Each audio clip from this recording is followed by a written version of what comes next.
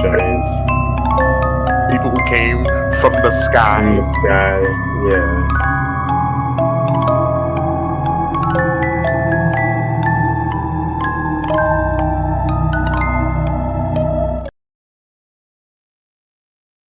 Epstein emails expose disturbing parties for hunting black people. These motherfuckers, not only did they have to traffic children, rape them, beat them, murder them, torture them, drink their blood to maintain youthfulness, literally cause most of the bad things happening on Earth now. All these world events like 9/11 and so many other fucked up things, and poisoning our food. But now, according to the emails, they had hunting parties to kill black people. This is not a fucking conspiracy theorist, guys. Bro, I will show you the emails.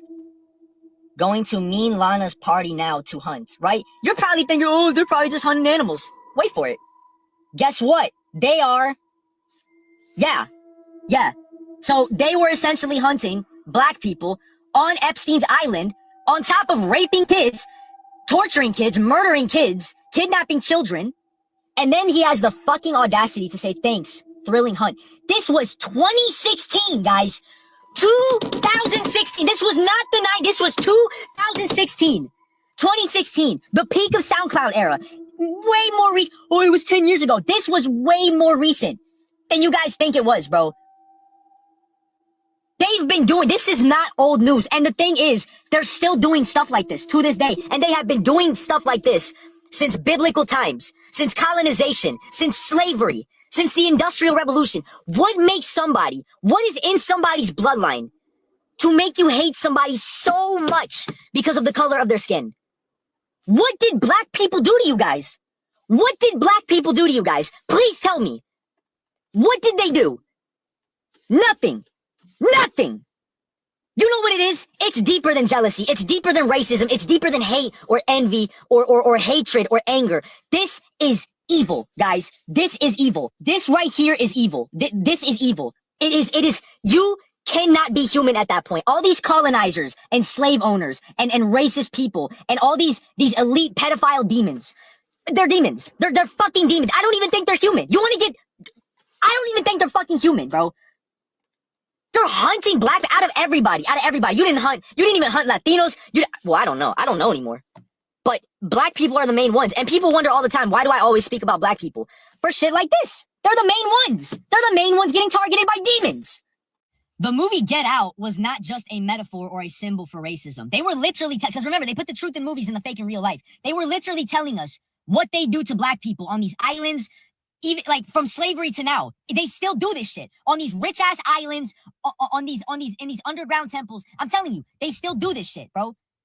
The colonizers and the demons are still here amongst us to this day.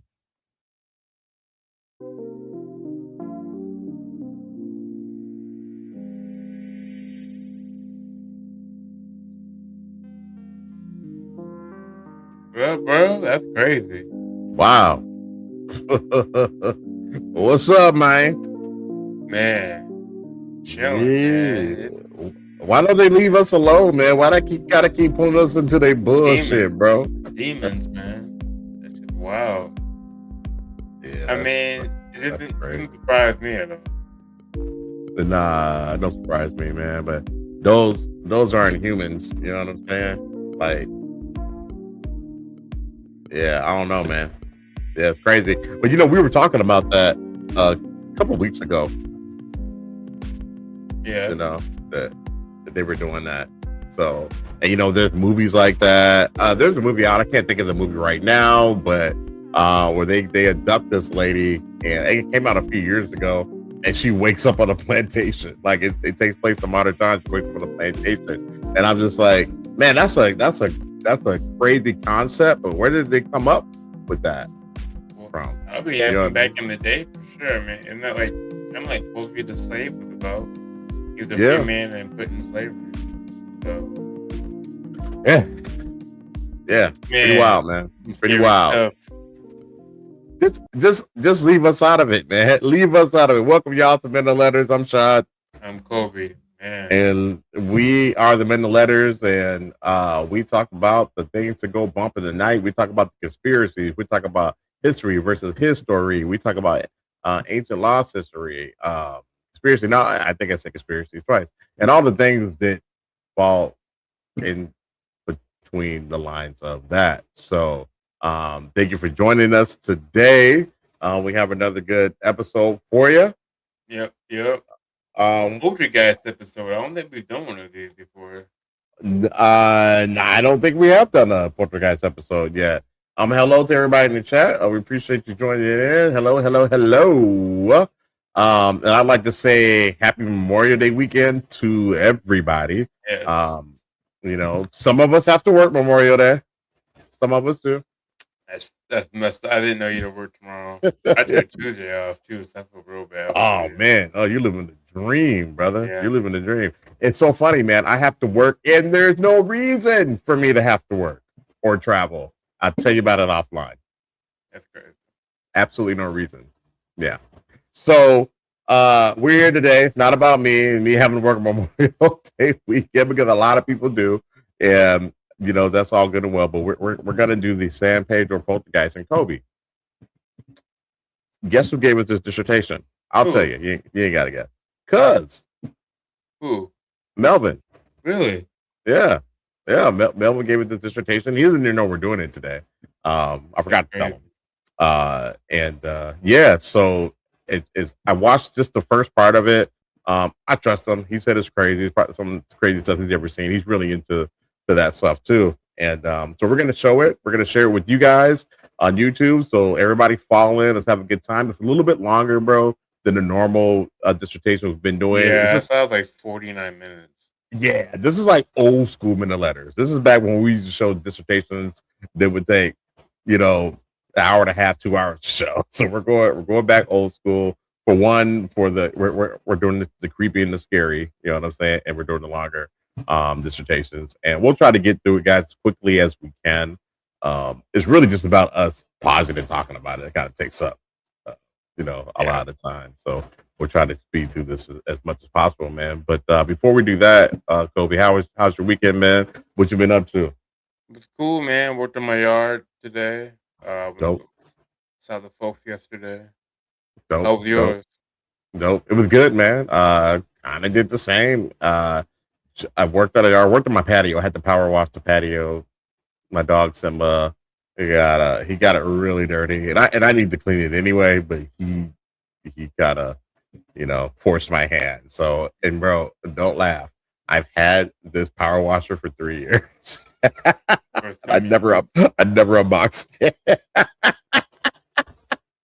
So when we first moved here, there's a little spill of grease. We're grilling, a little spill of grease on the patio. It was brand new, and I'm like, I gotta get that up immediately, but I couldn't get it up with a hose. So I'm like, all right, I know what I'm gonna do. I'm gonna buy a power washer.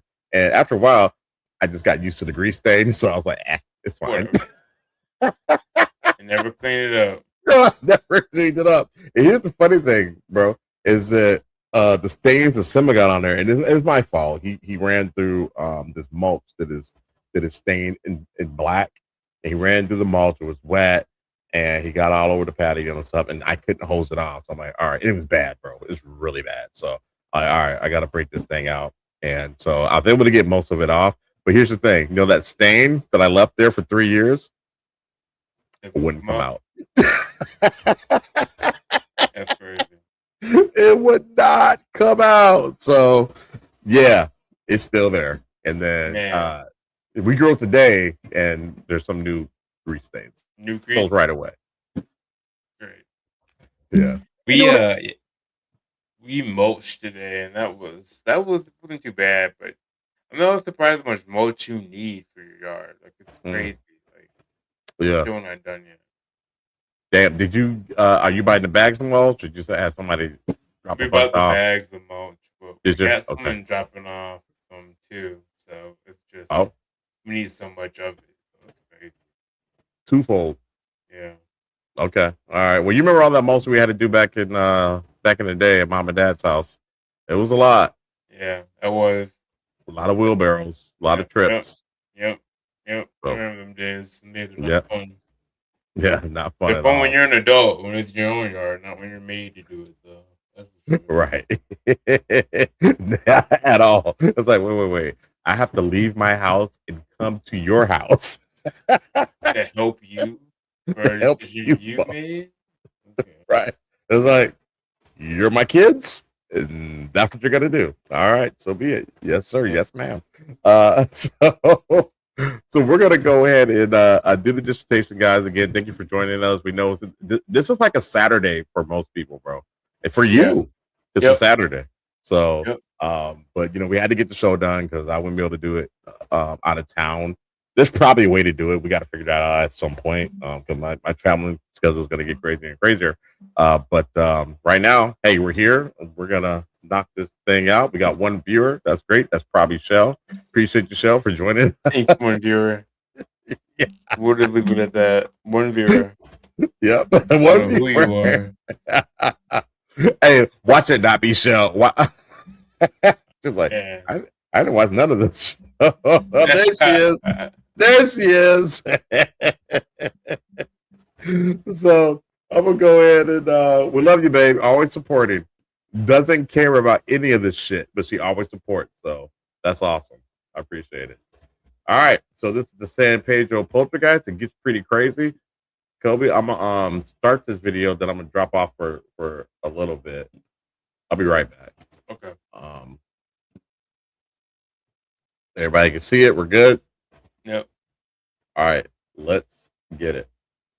It's like that he's got a grayish, he looks like he's a corpse. It looks like a corpse. And he's got a grayish tone to him, and he's wearing a red flannel shirt, and he's Okay. What's wrong? What happened? I told you, get down! Wait, up in the ceiling? What the hell?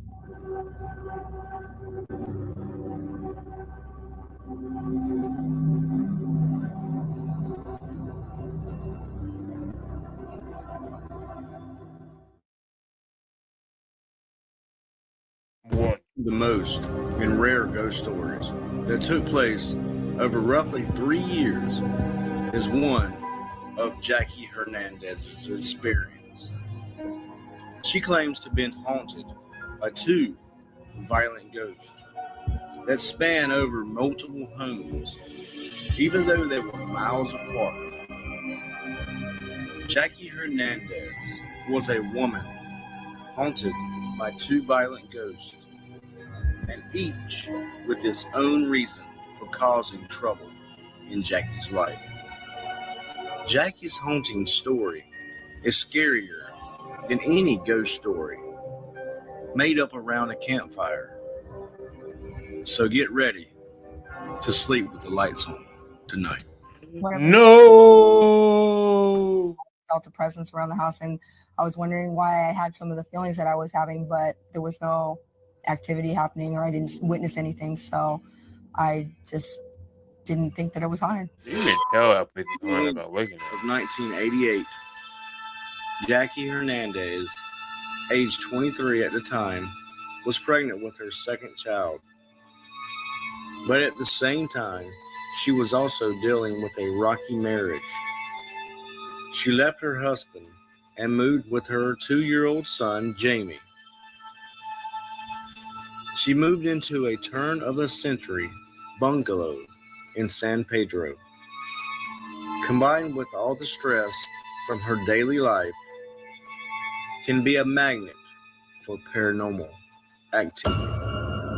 More and more things started happening. I was pregnant at the time with my daughter, and I frequently had to use the restroom at night. I always woke up once a night. That's when I saw the apparition sitting on the bunk beds twice. Man. He was very grayish in appearance, and he looked as if he was very angry and evil at the same time, which made me feel uneasy. It wasn't like a friendly, welcoming type thing. It was like he was very angry, and then little by little, more and more things started happening. I was pregnant at the time with my daughter, and I frequently had to use the restroom at night. I always woke up once a night. But the strange thing about that was I always woke up at midnight. I was regardless what time I went to sleep at night. If I went to sleep at 7, I wake up at midnight to go to the bathroom. If I woke up at 11, or if I went to sleep at 11, I wake up at midnight. It didn't matter the time. It was always at midnight. And usually when at that time, something would happen. I remember one time I woke up and all the window shades in the house, so we had shades and not curtains, they all went up simultaneously at all at the same time, really hard. And that freaked me out. That's when I saw the apparition sitting on the bunk. That's a real live mass haunting, bro. My son and I, we didn't sleep in the bedroom. We had the bedroom was set up for the kids. I had a crib in there and a bunk bed for him, but he slept in the front room with me, and I didn't have a bed at the time. We were sleeping on a mattress on the floor, and I had a cat at the time too that I just recently got, and the cat was like a really mellow cat, but when it got into the house, it was strange. It acted really peculiar. It would chase the shadow around the house, and it would at times when it would right, act abnormal. It would follow the lights. It would chase the shadows. It would arch its back like cats do when they're really afraid of something. Damn. It wouldn't go outside of the house, but it wouldn't come back in once it was outside either. You could tell when animals sense something like that. They really Yes, they it's time to did. go. But after Al moved in, he only stayed a week before I kicked him out, and then that's when things started happening. Hey, yo, bro, he only stayed a week before she kicked him out. That's the worst thing you could do. He's protecting the house. She kicked the cat out after a week? After a week. She put the cat out. The cat is trying to warn her about stuff. Cat was like, see ya, we don't want to be a loser. And the cat was like, don't do me no favors, bro. Yeah, I'm gone. Oh, man. Guys, this is crazy. So, again, this comes to us from our cousin Melvin Slaughter. Shared it. And he wasn't sharing this because he was giving it to the show. He's like, hey, I want you guys to do this in your show. I was up in the attic working on my AC, which, I was able to fix my AC this weekend too, because that's cool. It's been working weird. So he's like, yeah, man, I don't do attics. And then this came up about this. I was like, man, send it to me. So I'm like, man, I thought about it. Maybe we probably do this for our show. And it's pretty creepy. Anyways, I'll keep it moving. But the worst thing she could have done, bro, is get rid of that cat. Yes. I didn't know cats, they're there to work. They fight off evil spirits. They do. They warn you. Really. They do. They at least warn you. They try to fight them off as much as they can, but at least they warn you. So I know people have opinions about cats. I get it. You know, they poop in the house. You got to clean up the litter boxes and stuff. But they're good for warding off spirits and mice. So, you know, take it home with you. All right, I'll keep rolling. My friends started witnessing things also. When she told her ex-husband, Al, all about her experiences, Al suggested that she should call the spirits out. So that's what he did. Bad idea. And Al pretty much another said, bad idea. Anyone here, show yourself now and prove it. All right, y'all. This is just a bit of advice here. Do not call if you are not. What do you call it? Median or like a priest, yes. Or you know what you're doing. Essentially, don't call them out. Don't call them out. You can look up some information on how to get them up out of there, right? And do it the proper way. But if you're not trained in the dark arts, you probably not gonna have a good idea. Probably a good time with that. Yeah, you got to be qualified and prepared to take on these things. These things do not play. I mean, she saw a great human or great inhuman. What the hell? Obviously not human. A great man. Like the first night she moved in. So first day. She knew it was all bad. And she kept waking up at midnight because she had to use the restroom. Lady, your bladder is messed up if you wake up every night at midnight. Like you're drinking something you shouldn't be drinking. Yeah. Well, you know, she did say she was pregnant too. I think she was pregnant. So that might have something a lot to do with going on. She divorced her husband, but pregnant, moved into a demon home. Moved to a demon home. It's all bad, man. I don't know who she screwed in a prior life. Wife, stay with your husband. I'm joking. Yo. Hey, look. Hey. I mean, You know, it's the protection you keep. You know what I'm saying? So just stay with bro. Stay with your man. Yeah, man. Oh boy, work it out. Let's see here. Shell said, yeah, she was pregnant, can't control your bladder. When a human's sitting on it. Yeah, yeah. But every night at midnight. Yeah, like clockwork. Yeah, I don't know. It's a pregnant woman. Who knows? I don't know. Haunted womb too, I guess. The haunted womb. We'll keep rolling. And they waited eagerly for something to happen. Then nothing. So he called it out. I was just thinking that Jackie was just seeking attention because she was lonely. And as soon as Jackie's ex-husband left, she went to go open her closet door, and that is when she seen in red and blue crayons from top to bottom of her closet that something or someone had written "ow" in crayon all over the closet. Rose's name. That was the paranormal's entity of accepting Al's answer to the challenge. But by this point, Al was long gone. I don't know how official that is. The attic door was directly above in the laundry room, so I stood on the washing machine and I opened the trap door and I was looking around and I remember feeling these eyes looking at me. It was as if somebody was right behind me, just looking right at me. And I turned around and I didn't see anything. Now the attic was empty and it was dark and you couldn't see anything really. And I turned around again because I got this very uncomfortable feeling that something was definitely there and looking right at me. And as I looked towards the far side of the attic, this head, it was a chubby man, and the head started at the far side of the attic and came directly at me with I didn't even have time to think about my reaction. My legs just gave out from underneath me. I was so scared. She felt something in that house until it really started showing itself to her, until it showed itself to me. One day, Jackie and her friend, Susan, were out for a walk, and they just happened to run into Jackie's landlord. Susan spoke up and told Jackie's landlord why they showed that. Who are they? Yeah, no idea. And his idea was to bring in some priests to exorcise the spirits. At this point, Jackie was ready to try anything. Hold up. First off, who were they? Second off, the landlord didn't know the place was haunted? I mean, maybe not. How would he not? Well, I guess. He doesn't live there. He doesn't live there. But you would think his other tenants would have told him. Maybe. Maybe not. Maybe it didn't affect them. Maybe it only affected her.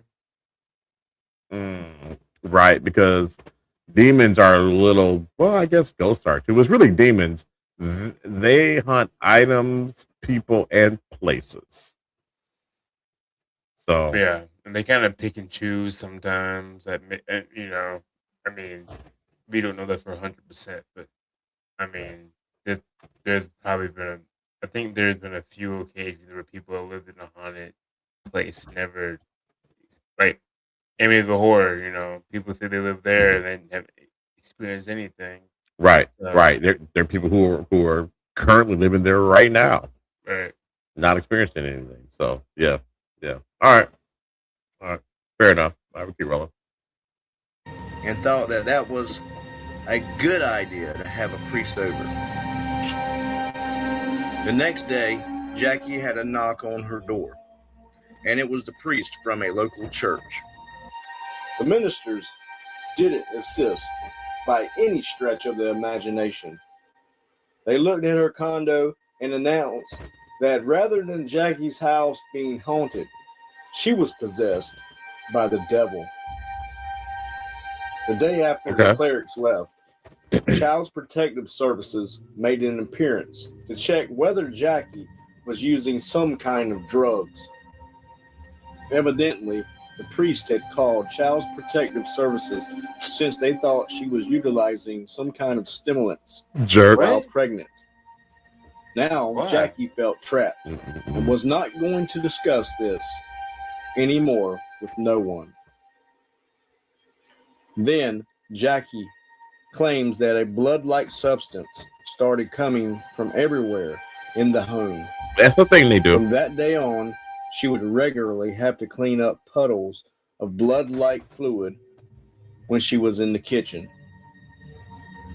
Jackie likewise guarantees that around this time, she started to see objects flying across the room, and she felt like she was losing her mind at this point. She felt like her and her family were being focused on by an unpredictable power, and she didn't have the foggiest idea who to go to or where to go from here. Jackie's friend Susan proposed that she reach out to a paranormal specialist named Barry Taft. More than 2,300 cases that I personally investigated in the last 24 years. We were able to actually record phenomena and document it in real time on videotape. Analysis of the first, I guess, liquid was that it was human blood mixed with iodine, high copper content. It was human male blood. Oh, so they tested When it. the investigative team came, Barry Taft arrived first, and I began telling him the things that were happening around the house. And shortly after that is when Barry Conrad and Jeff came, and they knocked on the door, and I was sitting on the couch, and I just said, "Come in." Barry Conrad was the first to come in, and he had this look on his face like a kid at Christmas time. I mean, like he was gonna open up a present, like, you know, he was really looking forward. He was excited, possibly seeing something. He said, "I want all the smoke." Well, Jeff comes in, and you could tell that he was very, very skeptical. And he almost was like he didn't even want to be there at that time. He would rather have been any place else but there. But that's what I sensed from him anyway. When they started going around, after I told them a few more things and answered a few more questions, they started going around the house and each doing their own thing. Jeff taking pictures of different things around the house and different spots that I had told him where things had happened. And he went up into the attic, or he stood on the washing machine, because of what I said about the disembodied head and my experience of that. Everybody was in their own separate little groups. There was a couple people just talking. And I was talking to Larry Brooks, who was an artist who was drawing pictures of certain things around the house. I can't and Jeff live came down out of the attic, and Larry Brooks asked him if he felt anything up there. And so, I mean, what did you have like everything in it? Because, you know, she was pregnant, she had some other kids, and then she wasn't with, you know, anymore. I'm just trying to like wrap my mind around. I gotta take it out of the attic. I guess I put it in my basement. If I went in my basement one night and I saw a disembodied head, I don't know how long I could live in that. I don't know how that would help. Cause I'd be reminded by that. You know, like I don't know how I could do that. I don't know how I could do that. I mean, would you? I don't know. It's kind of one of those things. Like, would you take the one approach? Like, hey, yo, all right, check and dig. I've been paying X amount of money. Yeah, for my mortgage. Down. Yeah, this place is haunted. Like, I don't. Bro, like, think about that. You going to bed. You're about to go to bed, and then your brain goes, that face is downstairs. You want to sleep? Nah, I would have a difficulty time sleeping. What if that thing shows up in your room? Like, there's nothing to stop it to come in your room. Yeah, is it just gonna be in the basement? Can it move around the rest of the residence? I don't know. You know, I can't do I can't do the no sleep thing. Like, I can't have that in my head. I can't. That wouldn't work for me. You gotta turn your brain off. But how do you do that? Yeah, you won't not have pay your mortgage, or she was renting. So yeah, I don't know. And the thing about it, if what type of operation is it? You know what I mean? Like, is it Is it demonic? Is it, a spirit? Is it, it's a gray human man face. What is that? Is it a cryptid? Man, because some of these things can harm you and some of these things can't. This one's gonna probably harm you. Over opening blinds and shit. If it can interact with physical things or interact with things in this dimension, who's to say that it can't push you down the stairs or scratch you while you're asleep or everything else in between? I don't know. It's on fire. You don't know what you're gonna get with that. Yeah. So I mean, like when I would see the shadow man standing by the door, I just kind of got used to him. It would freak me out, but I just got used to it because I've been through it. It hadn't harmed me, hadn't laid hands on me, hadn't tried to push me down the stairs, hadn't done anything malicious to me. So I just got used to it. Now, if you saw the floating head in your basement and it never did anything to you, would you get used to it? Would you give yourself time to get used to it? I don't know, man. I don't know if I could do that. Yeah. So maybe. I've never been in a haunted house, like lived and had to thrive and be a person. No. I'm trying to think. Have you ever lived in a haunted house? Markham Point was haunted. Not really. That was Diet Coke haunted. Yeah. It wasn't like Albany. You were conceived in a very haunted house, but you didn't necessarily live in one. So, yeah. All right, we'll keep rolling. Take that home with Jacoby. Let's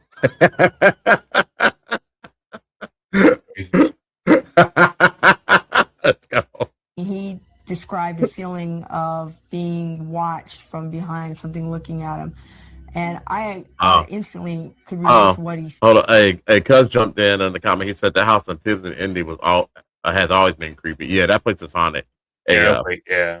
I mean, nothing happened to me there. Like I was. That's what I'm saying. Like I was chilling there for a whole week solo. Nothing messed with me. Yeah, it wasn't all the time. It wasn't super active. I didn't even think about it. And if you're a visitor, you usually wouldn't see anything. You're just a visitor, but you stayed there for a long amount of time. You start to hear and see things. Yeah, it's pretty jacked up. What he felt, because I felt it the same thing myself when I was up there before I saw the head. And Larry Brooks asked him if he would what he would think about going back up into the attic and taking shots with his camera over his shoulder. It was he went back up into the attic to take shots in hopes of catching something behind him, and he was just going to take shots with the camera. That looked creepy in itself. Jackie Hernandez had told us about the disembodied head. Yeah, I did. I just wanted to go up to see if I could see anything at all. I took some photos the first time I went upstairs. Now, these photos were taken like I would normally take photos, just straight ahead. Thanks again for the video. I went downstairs, and we were talking downstairs for a while, and one of the gentlemen, I think it was Barry Taft, said, "Why don't you take some photos behind you?" In other words, with the lens behind you. So I figured, okay, let's try that. I went upstairs. I started clicking on some photos. It was dark, totally dark. So it was like a time exposure thing. I fired first, second, and just as I fired into the third frame, I'm gonna pause it real quick before he says something pulled it. Hey, Cuz, can you tell me? So Eric lives there now, or he used to live there. He's not there anymore. He moved in there after us. He lived there for years. And so that's why Cuz said Eric had shit happen to him. And it's probably Eric's story to tell, so Melvin might not tell us. But if you could, Cuz, let us know, man. Let us know. Again, I would see a shadow man in the hallway, and things would call your name out, but nobody was there. And also, there was something in the basement that would peek around corners and look at you. Pretty creepy. Yeah. Pretty creepy. This camera from my hands. I had it over my shoulder like this, firing. Something just pulled the whole camera out. Damn. Then, at that particular moment, I went downstairs just as fast as you could imagine. It's just like someone would take the lens barrel of the camera and grab a hold of it and just pull it out. That's how it felt. That's exactly how it felt. I was shocked at that point. I went downstairs immediately. And then you know how you get your adrenaline up. I'm down there and I'm thinking, expensive camera. I'm going back up to get this. Gotta go get it. That's kind of the first thing I thought, you know. I go back up there with lights this time, with a flashlight. I don't see my camera in the position that I was. I look back in the corner. All of a sudden, I see just the lens sitting there in the corner of the attic. And I'm looking around in the corner, in the other corner of the attic, 15 feet away, 15 or 20 feet away, I don't remember exactly, was the body of the camera lying upside down with the lens port laying straight down into a box. You know, one of those boxes of grapes or cherries, you know, just an old crate that was in the attic. The camera was upside down, lens port down, laying inside that box.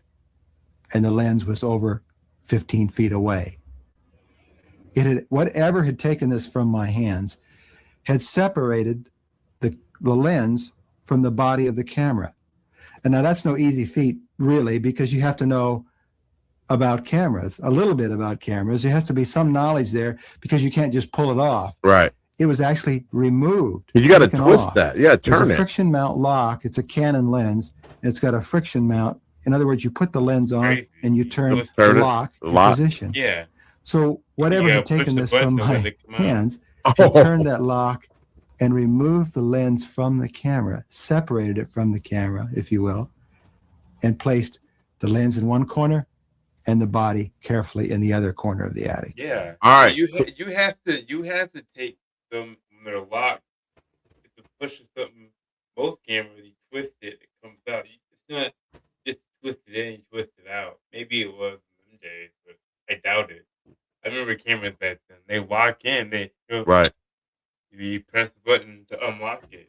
Yeah, you got to have a release mechanism because you don't want that thing to come off, you know, by accident. So even the old designs, looks like this took place in the 90s, so maybe early 2000s. So yeah, it has a release mechanism. And the thing about it is that the items were not broken. They were placed in two separate corners. And you know, as well as I do, a camera is easy to break. Yeah, he didn't say it broke it. He said they were 15 feet from each other. Right. And he also said they were placed carefully in the corners. So how does that happen? This is a nice poltergeist when it comes to camera equipment. Yeah. He's like, hey, look, I'm gonna scare the crap out of you, but I'm not gonna break your camera. I'm gonna hold you down. And it doesn't sound like it took the film out either. So you know, it's a generous. I could have messed up your camera, but you know, I'm gonna scare the shit out of you. Yeah, I'm scared the shit out of you. I know cameras are expensive. Okay, you can change your pants and your shorts. All right, you can do that. Yeah. So guys, let that sink in. This is a serious haunting that they're dealing with because it can interact with materials, with physical objects. So we're gonna go back to Mel. We're gonna go to Melvin's comment here. Oh, this is crazy. So this is stuff that happened to Eric in the house that Sheldon and I lived in on Tibbs Avenue in Indianapolis, Indiana, which the whole crew knew was haunted. All right, it was just a commonly known fact amongst all the homies. So he said, bed shaking, hearing weird sounds and stuff. I have never spent the night there. Something always felt off to me. I stayed in the house next door and couldn't wait to get out of it. Yeah, that's a real thing. Now bed shaking, that's crazy. I never had my bed shake. That's not good at all. Yeah, never had my bed shake. Had something standing at the end of the bed, at the edge of the bed, but never had my bed shaking. And then the weird sounds and stuff. Yeah, because Cuz stayed at the house right next door. Kobe, I don't know if you remember that, but it looked exactly like that house. So if you're standing on the porch, it's the house to your left. Yeah, and it looked exactly like it. Same landlord and everything, same owner. Bella said my dog was always growling at the hallway. Yeah, I could see that, man. There was something in there, and I don't think it. I think it was either an intelligent ghost or it was a demon. Honestly, because I had that thing that was following me, but the thing that was following me is more like with more the Shadow Man. But there were other things there. That's creepy.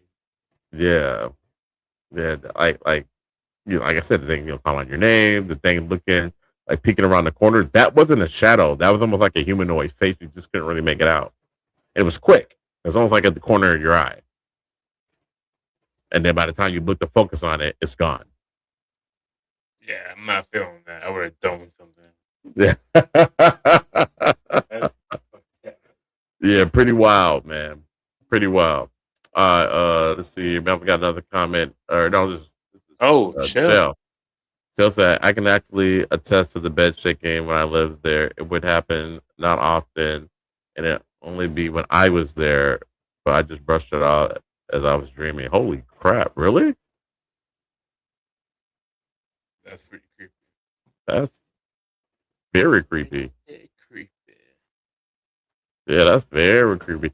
Yeah, because I think I was traveling even back then. I think that's when I first started traveling for work. So, yeah. That's creepy. Wow. Yeah, guys. So 2 different people living in the house at 2 different times have said the same thing. I said I've never said anything because I thought I was just tripping. Well, you were not tripping. You apparently were not tripping. Jeez, that's crazy. Sheesh. I'm in the bed shaking one time because there was an earthquake, but that's about it. I don't even remember that. I slept through it. But Shell said the bed was shaking. What earthquake? There was an earthquake that within Indianapolis. I can't remember. It was in like the 2010s, somewhere around there. Yeah. There were 2, but they weren't bad. It was just odd because there's not normally earthquakes in Indiana. Right. Now talk about your first fright right there. I knew there had to be something. There had to be something in that attic to do that. Barry Conrad and I went up into the attic a little bit later that evening. We had some lights set up, and we were going to do some videotaping just to be taping some stuff up there, just to document what the attic actually looked like. When Barry Conrad went up with Jeff into the attic that night, a couple things had happened. First, his camera would die as soon as he went up into the attic. It would just quit. But when he brought it down, it would work. It was as if it was just some kind of power thing. It wouldn't work up there, but it would work down below. And Electronic. The other thing that happened was we hear Jeff yell again, and apparently right in front of Barry Conrad, Jeff was pushed by this thing. And I felt this force pushing my back, like a huge hand just pushing my back. I witnessed it, right? And you were right there. I couldn't see what was pushing him, although I looked. We had a 1,000-watt light, which is about, I would say, probably to my right, somewhere right in this area. And again, I could relate to what he felt at that time with the hand, because I felt that it's pushed me a couple times previously. All of a sudden, I feel this pushing on my back, like a pressure, and it's getting harder and harder. And Barry's looking up at me and wondering, what am I doing, you know? I mean, I have this strange face, and all of a sudden I'm being pushed forward and forward and forward. And it felt like a hand, like a huge hand, like a bony hand was pushing me on my back. And I went down and down and down, and here I'm just like, I can't believe this. And I didn't dare look behind me. I was frightened at that point, and I didn't dare look behind me. But here Barry's looking at me and wondering, what in the world is going on? I remember when they both came down from the attic, it was, Jeff had also seen lights in the attic zoom by, which was another thing that I have also witnessed in the attic prior to their to August 8th. But it seemed to be that he was the only one that it was focused on. He was the only one that actually saw things. And he actually got a still shot of one of the lights that was zooming by.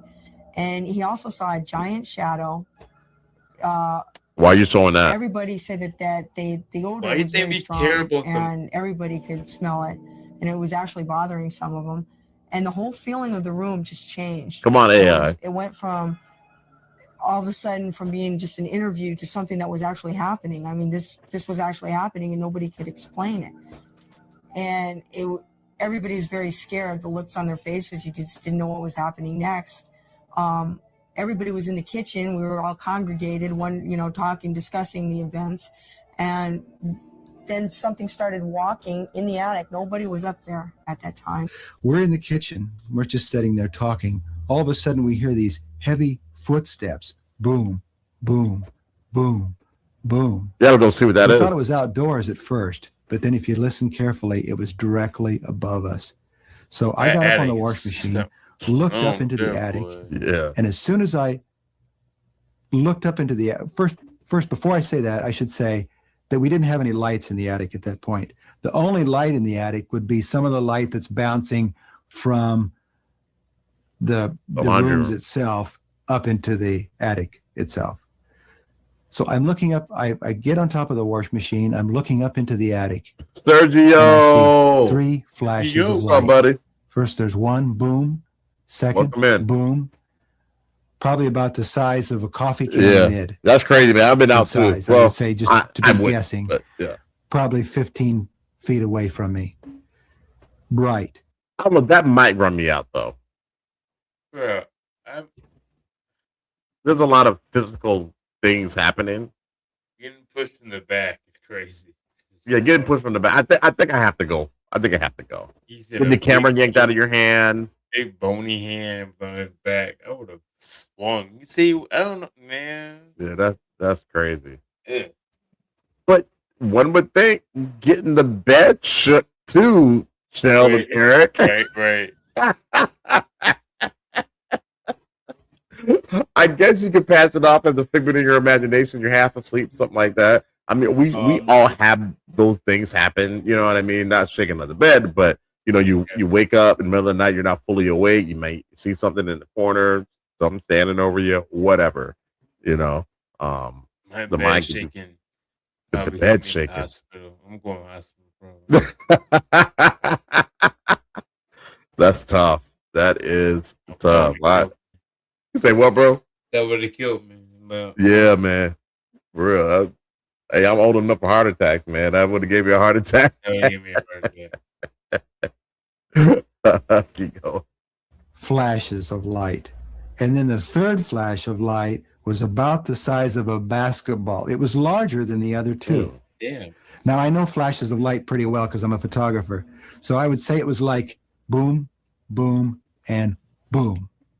The flashes were like a flash, but they were slow, like maybe 1/8 of a second or 1/10 of a second, something like that. Very slow. Babe, that's crazy. Nothing real fast. Then after the I'm glad nobody's in the house anymore. At least none of our people I'm thinking, maybe I'll see something more. All of a sudden, it's dark, and I see a black mass moving in the attic. It's like you would take 3 men and cover them with black velvet. Hell no. Huge black velvet cloth. And it's just like that. It moved slowly across the attic. And then just like it dissipated. I could see it enough because there was enough light being reflected up into the attic. So I know that it was something black that was moving. I remember we went in to do a last interview, and we had the camera all set up, and bruh, this dude saw reapers. Or what do they call them in that video game? What game? Final was it Final Fantasy? No, it wasn't Final Fantasy. It was Kingdom Hearts. Was it Kingdom Hearts? And they had those phantom looking things. Yeah, the Heartless. They were like in robes and stuff. You couldn't see their faces and all that.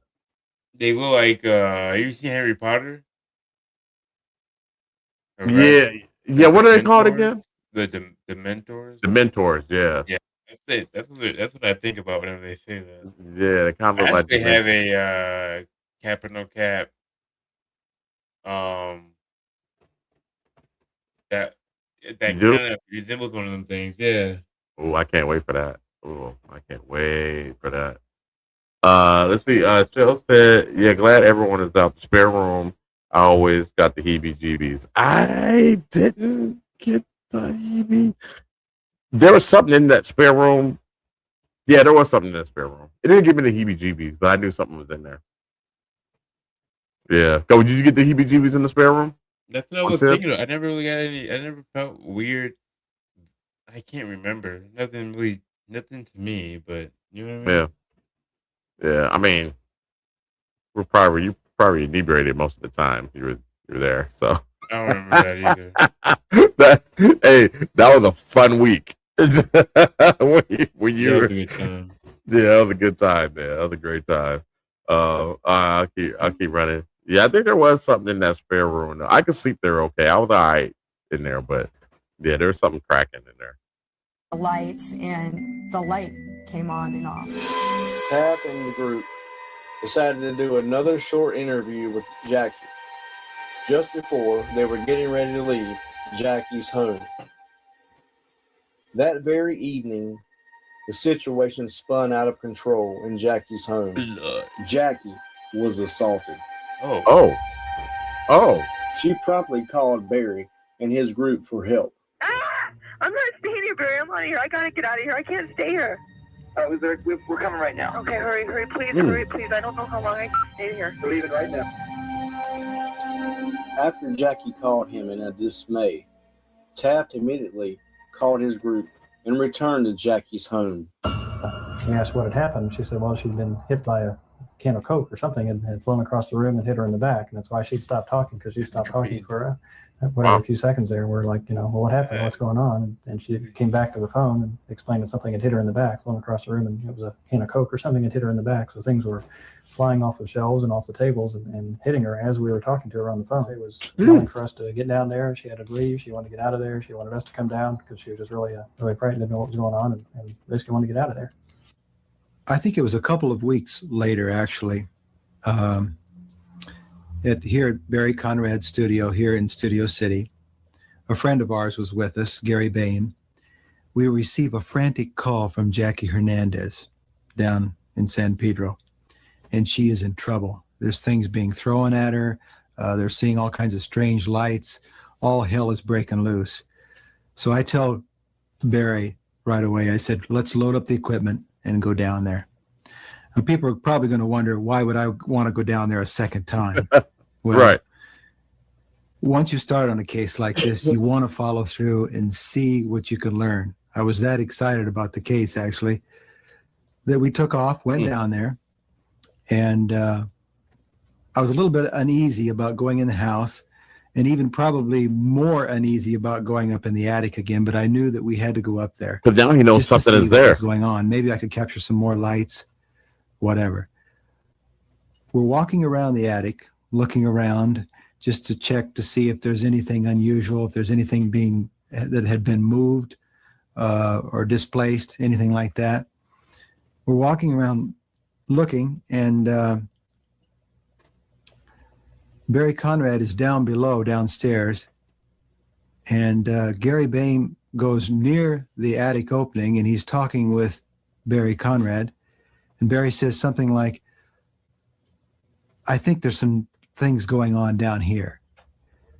So I looked at Gary and I says, well, there's not much happening up here. Let's go downstairs. The only thing we took with us was a flashlight and a very small camera, just like an Instamatic type small camera. And Jeff had the flashlight and I had the camera, just as it happened. So when I turned and walked away from him, I could see, because he had the flashlight on, and I could see, certainly the opening that I was walking towards. But as I approached the opening, and you see that in the videotape that Barry Conrad was shooting at that point. You can just see when I just got up to the opening, and that was the point that Jeff yelled out. And when he did, he dropped the flashlight.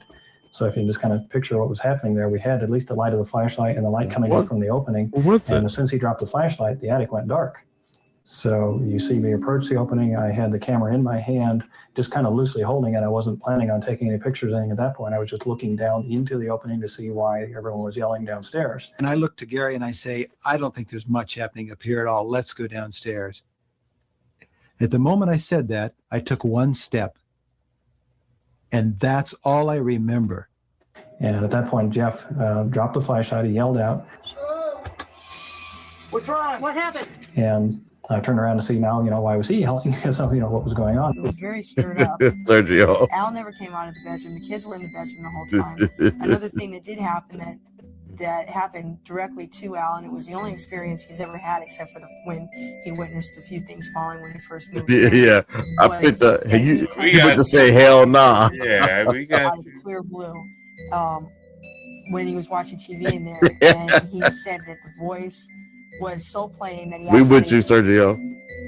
He actually responded to it. It said, "Get them the hell out of here. Get them the fuck out of here." Wait. And he said he actually turned because it was so clear. It was just like somebody was right there talking to him. He said, his first response was, "I can't. It's not my house. I can't get them out." He said as soon as he thought that and realized nobody was there, that's when Jeff screamed the first time when the camera got. So the thing told him to get the. Told you, get down, get down. So the first thing that I could see, and looking back towards him, was that from just what little light was coming up. So the thing told him to tell everybody to get them the hell out. He's like, "Bruh, it's not my house. I can't get them out." He said, he yelled out. Oh my God, this is crazy. And these people sound, what do you guys think, guys, in the chat? Do these people sound convincing to you? Because to me, they do. Yeah, they do to me. Usually I try not to be convinced, I guess. This one's convinced. Yeah. For sure. Try to be the skeptic, right? Right. That's wow, crazy. Yeah. From the opening, he was wearing a white shirt, but I could see that he wasn't standing up straight. And for some reason, the image of this dim view of this white shirt was that he was not on a 45-degree angle. He was not standing up straight, which immediately struck me as odd, besides the fact that he just yelled out and dropped the flashlight. Until Gary's looking me right in the face, and for some strange reason, I'm pulled over to the side of the attic. There's something around my neck. I don't know what it is. Look at that. And he helps me off of this nail. Whatever is around my neck is hooked on a nail. I was pulled over to the side of the attic. I don't remember there's a space of time in there that I lost. Everything went black. I don't remember being lifted up there. You're getting choked out. But I was actually hung. I was hung in an attic. And as it turns out, there was a clothesline around my neck. When we went downstairs later, I remember seeing the red marks on my neck. It was actually around my neck that tight. Gary took a picture. He actually had enough time to take a photo of me before he took me down. He had a point and shoot camera with him. One of the questions that I get asked the most is it's like, well, why did I take a picture? Why didn't I run to help him or see what was going on or whatever? And the reason was, as I said, when he dropped the flashlight, the attic went dark, so I couldn't see. So I had this camera in my hand, so my first reaction was simply to raise the camera and take a photograph of why was he on this 45-degree angle I couldn't see anyway, kind of thing.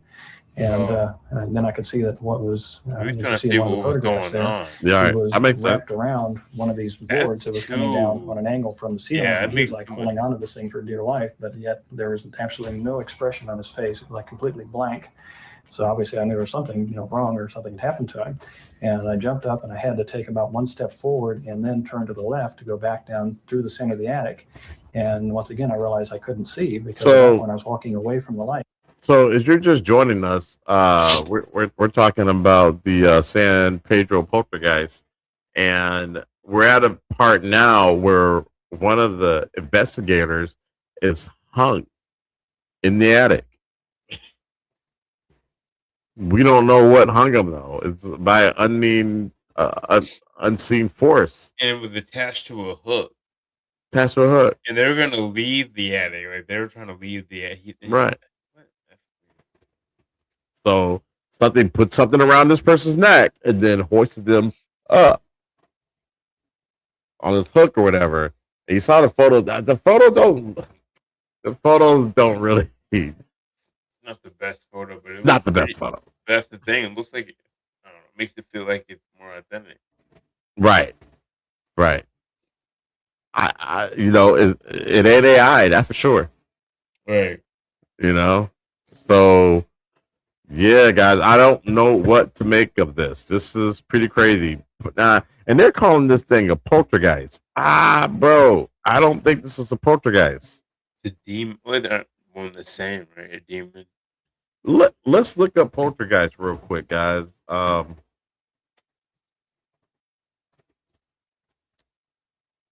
look at what did AI say about poltergeist. Poltergeist is a pure man. I don't care about no Pokemon. It's telling me about a Pokemon. I don't care about a Pokemon. What is a poltergeist? Is defined as a noisy ghost that interacts with physical environment, whereas the demon is considered a non-human, malevolent spiritual entity. While poltergeists typically manifest through moving objects and loud noises, demons are inherently evil forces capable of deep psychological manipulation and human possession. Okay. So it's a noisy, destructive spirit. Yeah. So it's not a demon. It's not a Pokemon. It's not a Pokemon. I spelled it wrong. Yeah, and also the movies Poltergeist, they depict what poltergeists are pretty good. So those movies, the special effects don't hold up, but the movies themselves hold up. So yeah, check them out if you haven't seen them. Poltergeist 1 through 3, they're pretty good. 3 gets a little crazy, but 3 is my favorite. So 3's kind of crazy. Yeah, 3 is very, very crazy. I mean, they really up the ante on that. They got a lot bigger budget for 3. But 2 is freaky too. That preacher walking around, God is in His holy house. That's the one that, whatever. I don't know. No, what's Go up? ahead. No, never mind. Go ahead. All right. So we'll keep the thing rolling. We are almost. No, we're not almost done, but we're getting there. Let's keep rolling. And again, everyone says, why'd you take all these pictures? Well, once again, I could not see. The only source of light that I had was the flash from the camera in my hand. So I took a second picture as I was about halfway to him because I didn't want to trip over the loose boards and things that were there at the bottom of the attic. Exactly at the same time that I took the flash picture. That's not a good photo. I never could figure out why we couldn't see when I took the flash picture on the tape that he had taken. And finally came to realize that it was at the exact same instant when he flicked on that light is when the flash occurred from taking the photograph of the first one. And the second one I took, on the way going to Jeff, because once again, since he dropped the flashlight, we only had one flashlight between the two of us, and he dropped the flashlight, so that's why I couldn't see to get over to him until I took a second picture to make sure I wasn't going to trip over something. Okay, we got it, buddy. And the funny thing about that is there was nothing on that attic floor at all. We had examined every square inch of that attic floor. There was nothing like a piece of rope or twine or clothesline on that floor. That's what was really strange. No way Where'd it come that from? Gary could have done anything to cause Jeff to be hung in the attic or played any kind of trick on him, because he was in the attic door. We were talking to him when the actual hanging occurred, and he was right there within our plain sight. So there was nothing he could have done. And the timing was, there's no way that Jeff could have done it himself, because he was only away from Gary for a few seconds. And there's no possible way that either one of them could have. Hey, what up, Benno? What up, Benno? There's been less than a handful of people that have been deliberately They're harmed pulling up, or no. injured in some way by this phenomena. It's That the one holidays, really so well-established holiday case. weekend. So this I get might it. be the second one. If it was not for one of our other not a associates normal present in the Sunday attic, for most Jeff people. might have been killed. I mean, here you try to rationalize, what has happened actually. I'm pulled to the side of the attic and there's nobody up there, and I know that Gary's standing there, and he has nothing to do with it. He's at a distance from me. I see the flash from his camera. I remember that. And I know he said something to me, but I don't recall exactly what he said. Oh, there he is. Yeah, But here I okay. try to rationalize this in my mind, and I just can't do it. Front door, and she was in a carrier, and she was wide awake. And it seemed My man. Sue was the first one to notice it. I had passed Samantha seconds before, and nothing was on. She was fine. Then Sue passed, and she noticed that there was a red mark on the baby's forehead. And she asked about it, and that's when I noticed it, and it wasn't on seconds ago. And I'm just gonna pause this real quick. So Cuz sent me one called The Demon House. Just shout out to Cuz. We did Demon House, I think our first. Yeah. That was one of our movie about it. So like one of the first ones we did. Yeah, it's one of the first ones we did was Demon House. So we've seen that one. That's the house. If you guys haven't seen that, it's in some of our earlier episodes. It's on the channel, and that's crazy too. That one's crazy. Yeah. Yeah. This one just feels more. That one had a lot of eyewitnesses too. Yeah, they both have a lot of eyewitnesses. Yeah, they had cops. Yep. And that one. So yeah, Demon House is pretty crazy. So if you guys haven't seen that, I believe the home is in Gary, Indiana. I think that's where the home was. Oh, I thought it was in Indianapolis. No, it wasn't in Indianapolis. They moved to Indianapolis, but the home was in Gary. And the people who did the movie spent a lot of time in Indianapolis interviewing her family members and stuff like that. So, but yeah, Demon House is crazy. So guys, check that episode out if you haven't seen it. It's in there, man. Pretty wild indeed. I keep rolling. It freaked me out because it came so close to my kids. And it was almost as if it was saying to me, hey, I can do what I want to. Don't tell me not to mess with your kids, because if I want to, I will. I can do anything I want. I don't know. Look at what's on the baby. Well, the baby got plastered. Damn, bro. That's crazy. Did y'all see that in the chat? What? Oh. Whoa. Middle said I had a TV remote fly 15 feet, flat vector, across the room, aimed at my head. It smashed on the wall in my lounge room den. 2 a.m. in the morning. It wasn't his wife. Make that clear. I'm glad you made that clear, because the chat would have had questions like, "Are you sure?" That's crazy, man. An unseen force. See, that's why I love doing this paranormal stuff, man. We gotta get back to doing this more, bro. This is more so in our lane. That's insane. Damn. The thing had malintent towards you, Beto. Yeah. Damn, that's crazy. I never had nothing thrown at me. Shit. I can't believe that baby got pegged though. What in the world? This thing has no chill. I thought women and children were off limits. It hurt her in any way. I guess we are. She didn't even realize what had happened. I don't think she didn't make a peep. It was just the material that was used was kind of like a lipstick or grease paint, and it was just a slash across her head. Oh, okay. And so it was not a bruise. Thought as when the blood came out of the walls, is just get it off of her as quick as possible, because to me that was part of it on my daughter, and I did not want that on her at all. Hey, this is Jackie. It's 10:30 Monday morning. I got a picture of it. I think I got about 3 or 4 good shots of it. It's going around on the kitchen ceiling, and there's a light film of smoke up there, and I don't know where the smoke is coming from. But yeah, that was definitely that's an entity. On the ceiling, and then there was also a shape form. That's crazy, bro. You were getting haunted. To go back to the house. Jackie and Al moved into a trailer in Weldon, California. In about 2 or 3 weeks, she began to feel great in her new home. Jackie felt that everything was going to be all right. Not very long after Jackie moved into her new residence, Jackie and her spouse, Al, split up once more. Baby, you silly. Then, at that point, something occurred in the shed that demonstrated it was not only the house in San Pedro that was haunted. Oh, we think? How long ago was One that? of Jackie's neighbors was helping by moving an extra large television out of Jackie's shed, out back of her new home. That is the point at which Jackie's companion seen a glaring face of a withered, elderly spirit. I know that it is following me. I don't know that it's following me every single place I go or every errand I run, but I do have a feeling now that it is here.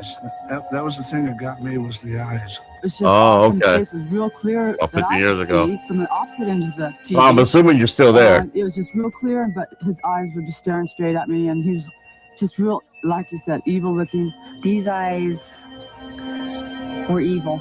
That's all you could say. Hopefully that got rid of it. Face, since we saw it in the TV, you just get this feeling when you walk over here. You can just feel the presence of something here. I don't know what it is, but there is definitely something. Man, that's crazy. That very evening, she says that she heard somebody beating within the shed, wanting to get out. With no one other person to go to, Jackie called Taft and his group to check out whether they could help her once again. When I first set it up, I framed it directly inside of the shed. We set it up on a tripod. We walked away from it. We came in the house. After we were in the house, 5, 10, 15, 20 minutes, whatever it was, we were looking out the window, and it appeared to me like the camera was panned towards us, which meant that it would have to be panned towards the left. Well, I remember locking the camera down. It's got 2 locks on it, friction mount locks, and I locked them both down. There's no way that thing could be moved, unless it was forced in some manner. Shit, that startled me a little bit. So forth would turn on.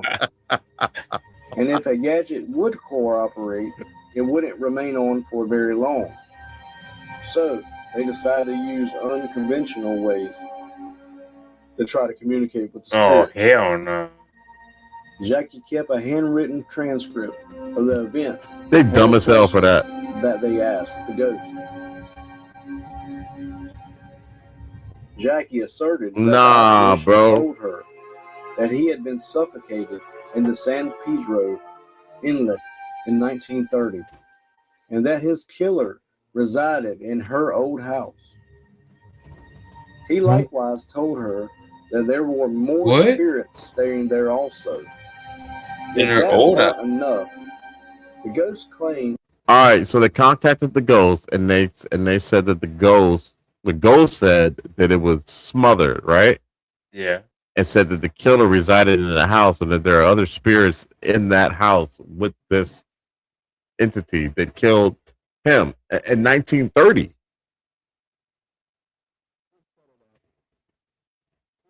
That's crazy. Still coming here.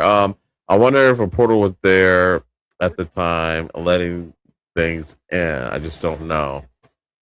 Yeah, dude. Yeah, that's crazy. That's crazy. Portals exist. Ouija boards opens them too. So, guys, this is nuts. So after this, you want to just jump to cap or no cap? Sure. All right, bet. Golly, guys. Huh. It's crazy. Yeah. And I'm liking, and I love that we have this up because we're getting here, from folks in the chat telling their stories. We get more interaction when we do stuff like this than we do the other stuff. So, I mean, definitely got to mix it up, I think. Yeah. I think people got sick of us being like, yeah, Christianity. Let's see what I said. I'm scared of we don't play the Ouija's. Nah, we didn't do it. Look. I think Bones Thugs and Harmony is a great group, but I ain't messing with those Ouija boards. Oh my God! I'll keep running. That it had tried to hang a member of Barry's crew, Jeff Wheatcraft, because he looked like his murderer. Oh my God! We were sitting in Weldon at a table with a Ouija board on the table, and we're playing this thing. And this is the last major incident that really happened to me. We're playing this thing, and we're asking it questions. And all of a sudden, it hit me so hard, it picked me up out of a chair. Barry Conrad, the cameraman, is sitting right across from me. If we'd only had this thing on tape, but there again, this was another incident where it killed a video camera, and we also had a backup audio cassette recorder trying to record the sound portion of what was going on, and we play this back and there's like nothing on it. But anyway, getting back to the size of this thing, the immensity of this thing, this is what really hit me at this point. I felt like I was hit by a huge boxing glove. That's exactly what it felt like. I'm sitting in this chair at this table, if you can imagine, playing this Ouija board. All of a sudden, it felt like something was coming up right here at this point and striking me, lifting me up out of the chair and throwing me against the trailer wall. Damn. This was a small trailer, but when I hit that wall, I could just feel the trailer give. So I knew I hit this thing really strong. I know I had to get out of the trailer quickly. I left the trailer. I got out of there. I bet you but did. The strange thing about this whole thing is once I was outside the trailer, it felt like there was something that was compelling me to go back in there. I don't know what it was, but I felt like, I mean, everybody else was even telling me, you know, you look strange. There's something weird about you. But and I felt like I kept looking at the trailer. You look like the killer. I have to get back in there. I have to get back in there. And I'm not sure why. But I felt compelled to get back in there for some reason. Once we got back in the trailer, it seemed like I was okay for a while. And the place was real cold. It was so cold in that trailer that we had to light a He might fire. be able to do the Cabbage Patch. And we stayed there all night, of course. He might be able to pull one of those. It was freezing cold in that place. I met Jackie. She moved in next door to us, and she started asking if I could babysit for her kids. I said, yeah. So I used to babysit for her. And some of my neighbors behind me started telling me that there was things going on in her house. And I said, I'm over there all the time. There's nothing going on. I love Benno's emojis. It started happening in front of me. So I went over there mostly. How are you doing that? Because I didn't want her to be by herself. And she wouldn't leave. She wasn't willing to give in to the ghosts. So did she say? I seen a bedspread while we were sitting in the living room. She was a poltergeist. We used to be walking down the hall and we'd see red Get splashes in go across my the belly. wall. I want And she'd just paint over them like it was going to fix it. So it would start doing it more, and it'd spell Jackie on the wall in red. And she just What? and I seen lights going across the kitchen ceiling. I seen a skull through a camera lens. Oh my when God. She kept telling me to take pictures and the camera wouldn't work. So I pointed out the window where there was nothing that I could capture as far as the ghost was concerned, and I seen a skull through the lens. So I freaked out and dropped it and went screaming out. So You know, people have asked me, you know, That's crazy. do you think this that thing was was nuts. huge? Do you think it was powerful? Seeing other, You think it could have other people killed are you? seeing it. And like I had mentioned before, yeah, I think, especially during the hanging, I felt like it could have killed me. That's right. As far as power, oh yes, it had power. There's no question about it. And I felt that in Man, that Robin. motherfucker with a He-Man. That's where I really felt it when it knocked me out of that chair. It was like a massive force hitting me, I have the lifting me up out of the chair. power. You can imagine lifting me up a couple feet and then throwing me 3 feet behind, my back against the trailer wall, rocking the trailer wall because I felt the trailer wall give. The trailer, the rocket. And I know a wall trailer can give quite a bit anyway, but still, that takes Knock on quite a that bit of trailer. force to bring you out Yeah, of a chair buddy. against a wall. And right then at that point, I felt the force of that thing. Okay, I gotta answer. No, we have not done the fourth kind yet, have we? No. Where do you see that question at? Melvin texted me. Oh, The fourth kind movie. No, I don't think we've done that. But there's a good story behind that. So, good suggestion. Is that the sleep study one? Or am I in that? No, that's Yeah. a different one. Wait, no, I think that's the sleep study one. Okay. Yep, that's the sleep study one, and it was a true story. Yeah. So yeah, that's a good one. That's a good one. Third Kind is good too, because apparently the CIA has something to do with Encounters of the Third Kind. So Encounters of the Third Kind. Yeah. That's a Steven Spielberg movie where they was not Steven Spielberg. Yeah, Steven Spielberg movie where they actually the aliens came down. Came out in the 70s. The fourth kind is the sleep study one. Yeah, where the aliens were abducted. They hypnotize those people to remember their abduction. What was the movie where I don't have it. I don't have the day off, man, but most folks do. Benno, so thank you. Appreciate that. No. What were you asking, bro? Like the dude, it's a 90s movie, and the dude, he like sees something on like they see something on the satellite. It's like I can't remember. It's hard to explain. Independence Day? No, he's trying to like prove it, and then like he's working with this little black kid, and like little black kid turns out to be an alien too. Like in the movie, he's like, "Go tell your people we know you're here." Oh man, I can't remember. I remember that, bro. I remember that. Cuz put it in the chat so we can talk on text. When I'm done with the show, I don't text. I'm done. I'm tired. I'm going to bed. I'm eating. I'm going to bed. I gotta get up early. So yeah, put in the chat so we can discuss it live, man. You're not interrupting the show. Everybody asks questions on here. Yeah, Kobe, see if you can find out. I don't remember it. And I felt the power of it. And it was a guided power. It wasn't like it was some kind of electromagnetic energy, you know. I wish we'd had this thing on tape.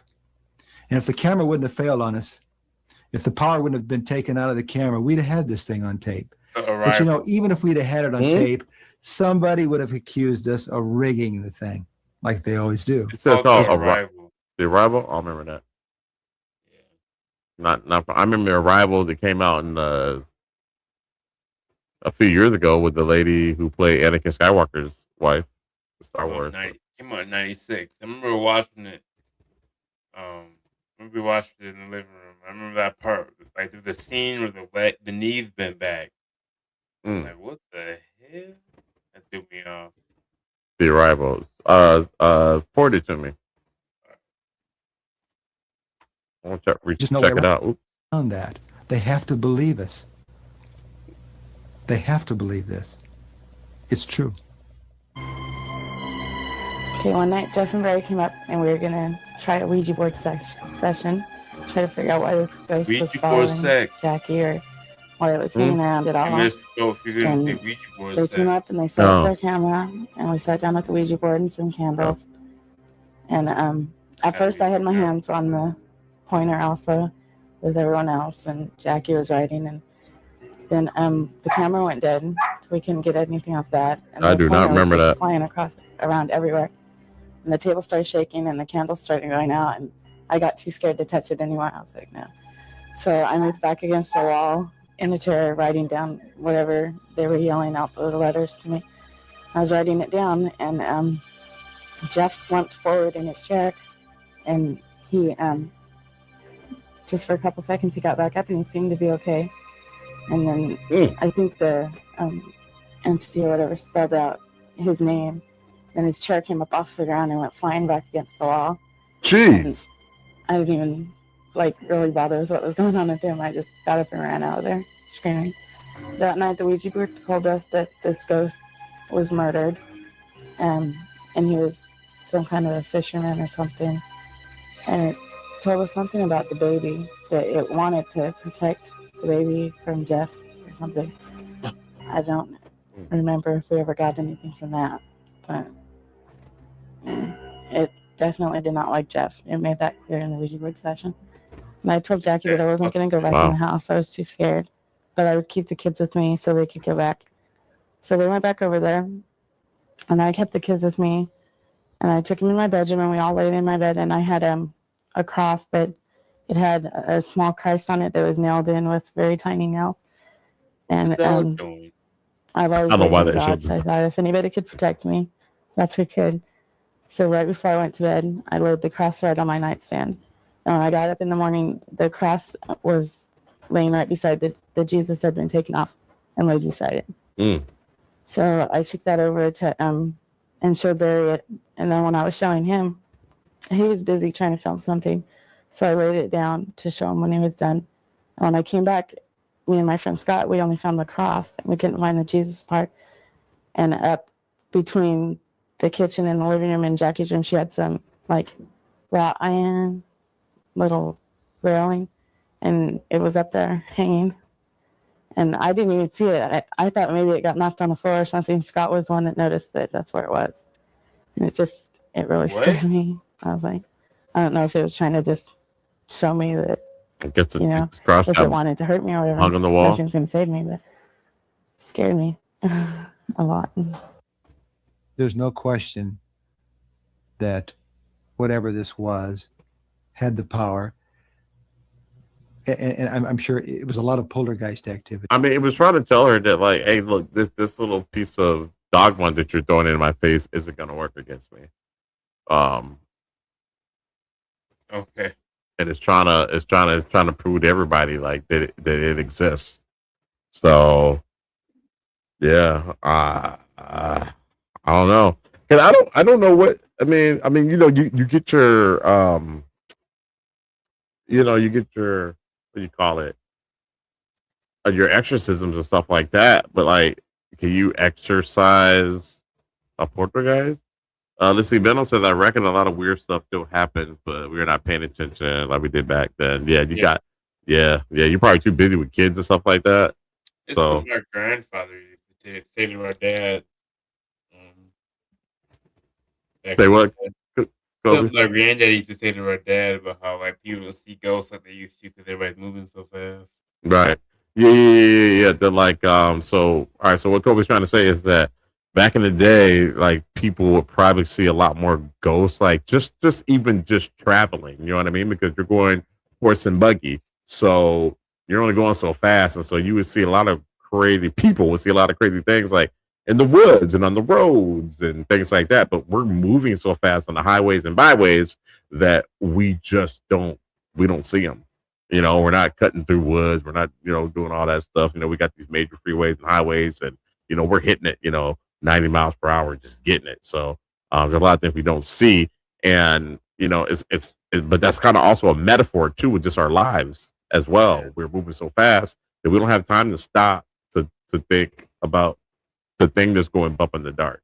Our houses are fully lit. We're not living by, kerosene lamps and things like that. So yeah, it's pretty wild. And we always have a screen in our face too. So there's that. Let's see. Benno said, yeah, kids and PC in our head. Yeah, I did, dude. I said that before I even read your comment, dude. Yeah, absolutely. People don't even look at the sky. Fact. We did a lot back then. We sure did. Man. People are looking now a little bit though. They're looking for UFOs and things like that. But honestly, bro, in chat, I barely look up at the sky. And it's a problem. I'm not living in the now. I'm not taking it in. So it's crazy. It's crazy. There's just so many demands on people, and I don't even have kids, so I don't know how people who have kids even do it. So I salute you. I would keep going with this. So it moved a lot of objects. That's right. It did. It had electromagnetic energy. It must have had some kind of electrical energy because of the lights that we saw, but it also had some kind of intelligence because, as I mentioned before, you can't just take the lens off the camera without knowing how to take it off. We're like hamsters on a hamster wheel, that man. Really is a tip-off for the intelligence factor. Later that night, Barry and Jeff and Jackie went back to the house, and they continued the Ouija board session. And from what I was told, it continued just spelling out all kinds of things all night long until the sun came up. It said, that when the sun came up, it had to go. When the sun came up, the camera started working fine, and it was gone. I think they're a mirror to our lives. That he couldn't get it on film. The camera equipment works when it's really not needed. And then when it's needed to get, you know, really spectacular phenomenon, it doesn't work. Jeff and Barry were not faking this in any way. Very convenient. I've seen so much phenomenon when they're, you know, a 4-hour drive away, that there's no way they could be faking it. There are 45 million Americans that have experienced some kind of poltergeist activity or some kind of type of ghost activity. Right. So you know that there has to be something out there. Not all of them could be creating lies. The things were too astonishing for anybody to fake. I mean, if you're walking down a hall and you see a red slash come up beside you, how is somebody going to fake that without you seeing them? It would be impossible. And Barry did try to document it. Every time the camera would go out, he would try. Oh, they sure do. Working. They try everything. Yeah, they're still connected. They just couldn't get it working until whatever was controlling the camera Yeah, let that's go. a crazy story. Yeah. When the sun came up the next morning, the cameras worked fine. No problem. Like there would never been anything wrong with it. I mean, this thing had electromagnetic ability to shut shit down. I think differently about the universe as a whole, I think. I know that there's something else out there that maybe when people die, they don't move all the way on to where they can actually move on. They can get kind of caught, let's say, in the hallway. I always think of it like a hallway with like doors on either side, and somehow they don't make it to all the doors that they're supposed to. They get caught in the hallway. And those are the people that we experience when we go on these cases. It's actually, I think that real people in life, when they're transferred on, still stay the way they are. They stay in the hallway. They have the personality that they are. They don't change into something evil. Open one of them doors. Maybe if they were evil in life, they're going to be evil in that sense of the word too. They haven't quite moved on. After the seance, the haunting started to subside. The elderly person who continued to sing the gag individuals out appeared to be satisfied after he was allowed the opportunity to recount his story. The second, that hanging photo, it just looks like they're mocking. Yeah, I'm not feeling that. Yeah, so yeah, I'm not really feeling that. But I said, you guys ever seen Shadow People? Oh yeah, absolutely. Yeah, we were talking about them earlier in the show. One time, I don't know what I saw. It was a shadow. Yeah, you saw that thing that ran across the street. Yeah. And I would just see I had one follow me for years, and I finally shook it in Indy. Haven't seen it since. Let's see. Melvin said, how many people you see every day while you're out and about that seem to be human and are really human? Yeah, no, that's I think about that a lot. Yeah, that's definitely a thing. They may not be human. They may be hybrids. They may be something posing as a human, or it might be a full apparition spirit. You don't know. Yeah, dude. Those shadow people, and then there's the Hat Man who controls the shadow people, or kind of like the leader of the shadow people. I know Art Bell used to get phone calls a lot, and Art Bell, that's what's it called, Coast to Coast show? Was it Coast to Coast? Yeah, in the AM, and yeah, they talk about the shadow people there a lot. Sabino said, "Oh, that's creepy, man." Shad, did you work out why or who? No, never worked out why or who. I've just always been I'm kind of losing it now the older I get, but I've been able to see through the veil, or no, what is it? The veil wasn't lifted. One of the, as a kid, I've always seen ghosts and apparitions and things like that, and that carried. I did that probably till like my early 40s. Now I'm in my late 40s, and I don't see as much anymore, and I don't feel a whole lot of things anymore either. They're still fascinating. You too? Okay. All right, so you're picking up what I'm putting down. Kobe can feel them. Mm-hmm. He can sense when something is near. So and going back to what Melvin said, you see people, you're out and about, they might not be real humans or whatever. Like I used to be able to kind of spot that. I don't know if Still remembers the guy in the parking lot with the trench coat and the top hat. I know, typical ghost story, but it was real. Didn't have a face, didn't have legs. This motherfucker was floating. But as you were just going through your life, you wouldn't see, you would just see that it was just a regular guy walking around trying to get, in the parking lot trying to get to his car. Right. But I was able to, see that it wasn't. It's definitely annoying. Yep. And again, some of that because my life has sped up. Just responsibilities and things like that. So maybe I'm moving so fast I don't see it. It may not be that my sensitivity has diminished, but I'm just busy, so I don't see the shit. Yeah, Joe says he definitely remembers that. Yeah, that was a pretty wild night. It was a fun night too. It was a fun night, and that was just a weird thing to happen that night. I think we kept the party going though. After that. So we're almost done with this video. Just a few minutes left, guys. I'm just gonna go ahead and let it play out. This is creepy as hell. But let's just keep talking in the chat as well. Ghost. The ball of light that Jackie believed to be the man named John Damon. She did. Able to move on. At least I think she did. After a seance. In 1990, Jackie and her children moved back to Los Angeles. Oh, so this took place in the 80s. My bad. Pulled a couple more paranormal things before they eased off. While visiting San Pedro, Jackie claims that one night she saw an orb of light take off from her old house and settle over the tombstone that read John Damon. This orb of light went around and couldn't open it around from the driver's side. John Damon.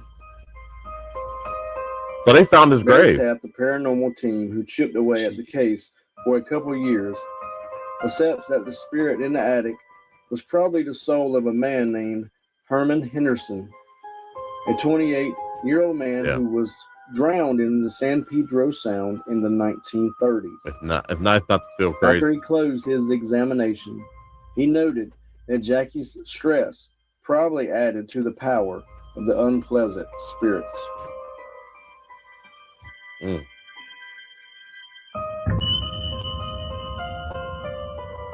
So thanks for watching, everybody. We appreciate it. Shout out to Paranormal Side. Yeah, the Paranormal Side. Yep. So thank you guys for allowing us to use your content. I appreciate it. Thank you, cuz, for putting that on our radar. Appreciate you, man. Have you seen that Obsession movie yet? No, I haven't seen it, but I heard good things. Have you seen it? Have you seen it, bro?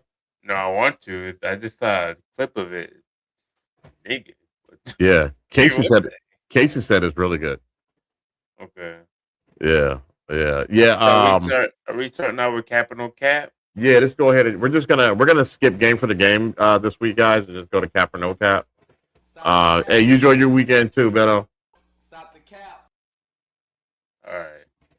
Yeah, the guy disappeared. It was crazy. Like by the time we drove by to where he would be, he was gone. And it wasn't like he could have dipped into a car. Like, nah, just the way it worked out. So Cap or No Cap, Cap or No Cap is that is a part of our show where we show reels that we found on social media. Looks like Kobe grabbed all of these this week. And if you think it's fake, you say Cap. If you think it's real, you say No Cap. All right. So I'll do the first one. It's called Real Estate. All right. Oh yeah, Benno, I remember you telling us that story. That was crazy. Wait, you found out later it was murder? I don't remember you telling us that part, that they were murdered. All right, this one's called Real Estate. It's a real estate photographer, and they accidentally left one of their cameras recording, and they caught this.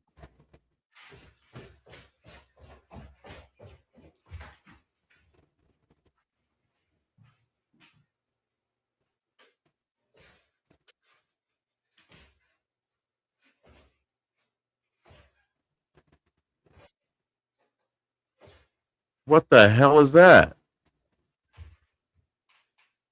This person is a real estate photographer, and they accidentally left one of their cameras recording, and they caught this. Wild. Hey, Benno, where were you at again when you saw that girl?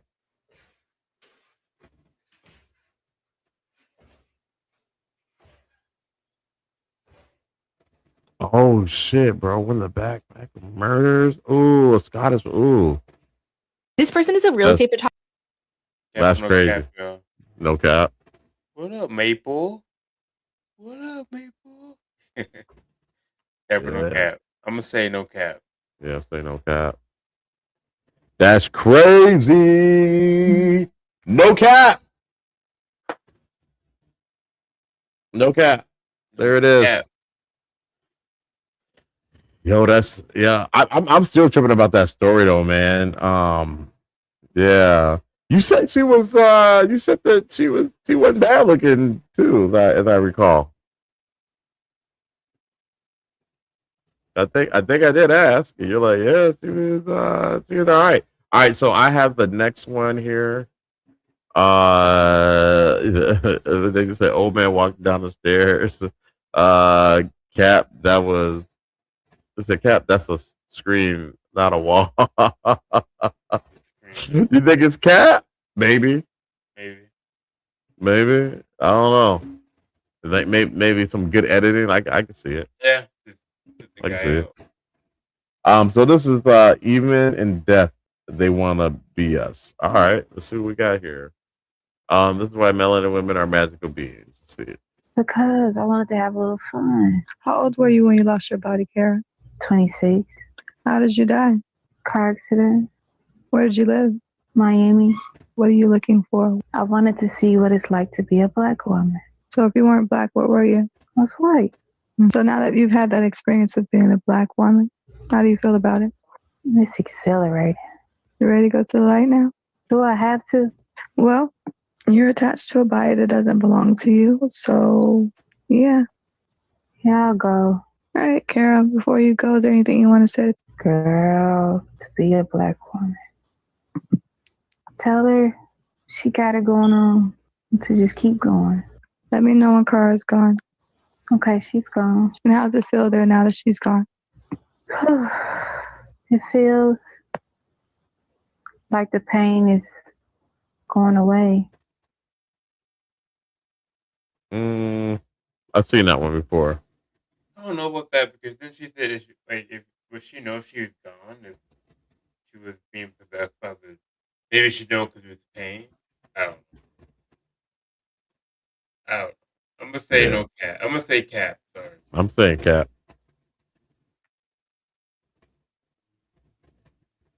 Yeah. Easy to fake. Yeah, all right. It's called standing on business. I'm standing on business. Yeah. I felt it.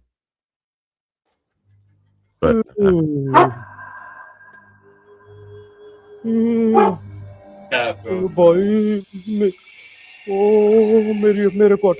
already Cap. What do you think? Hella Cap. That's hella Cap. What the fuck was that? Standing on business. It was ready. It was ready to do what? Stand and look at you. It goes stand there and look at me. Keep it in Cap. Run the fade. I thought I was gonna run the fade or something. Let's see. Yeah, so I had to put it on. We're gonna rock with the cat. Phil says it's cat. Shell says definitely cat. Yeah, chat. I think that's Cap. She's just standing there. I don't know what she's trying to do. Let's see here. Let's say, was she from the Burrows? Oh, I watched that last night. Yo, if y'all hadn't watched it yet, check out the Burrows on Netflix. It's the Duffer Brothers, creators of Stranger Things. It's a damn good show. Sheldon and I started it together. I ended it by myself. But it is a great show. It gives you, I don't know if you guys remember, some of y'all might be too young. Amazing Stories, that series used to come on in the 80s. It's that feel. And the Duffer Brothers, they're really like nostalgic type stuff. So, with Stranger Things, it took you to the 80s or late 70s or early I think it ended in the mid 80s, maybe late 80s. But anyways, it kind of gave you that feel, like the Goonies feel, things like that. So it's so good, guys. Make sure you check it out. Super cool, man. And Shell had no idea what I was talking about. So like Amazing Stories. Okay, I don't remember that, but it was super cool. Shell said, "I know what is a cap is my boy Ghost in the background walking around with his little buddy in Kobe's background." Does he have a toy? Oh no, who's that other dog? That's Maple. That's Lauren's mom's dog. Oh, what's up, Maple? Shout out. All right, so I got the next one. It's called Peekaboo. What's this? Kendrick Lamar's Ghost or something? What we got? Let's see here.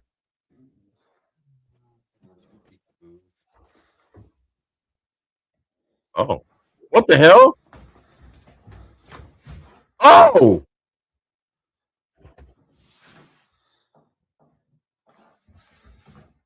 Hey, yo! Wait, the door closed? Show that again.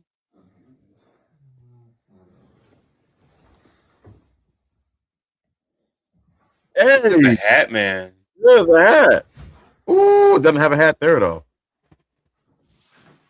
There's something up there, and then the door is still open. No, there's a ghost right there.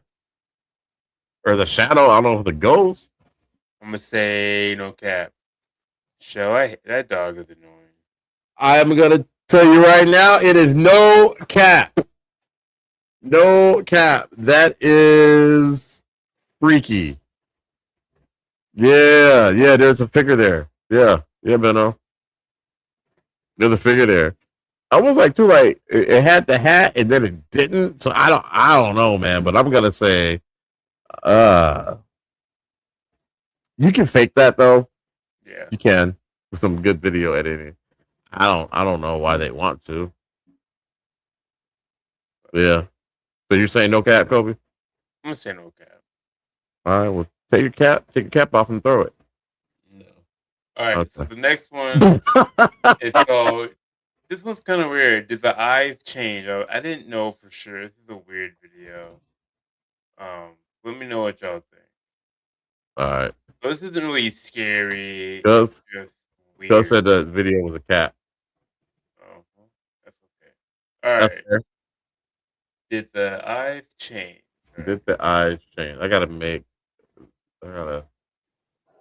They look clear and then they like change. Yeah, man. Those shadow people, man, they're very interesting indeed. Yeah, they could change shape. How do they do it?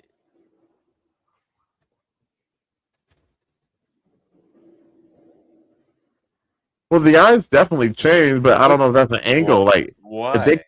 if they kept the camera at the same angle the entire time, then I would rock with it. But since it's changing the angle as they're walking, I'm gonna have to say cat. Do you think they put that on the eyes? Like it's like it's looking at you too. It's weird. Yeah, they got some paintings that can do that. They've been able to do paintings like that for centuries, like even back then. They got those paintings in museums for the eyes. Looks like the eyes are following you. So that might be a version of that. Okay.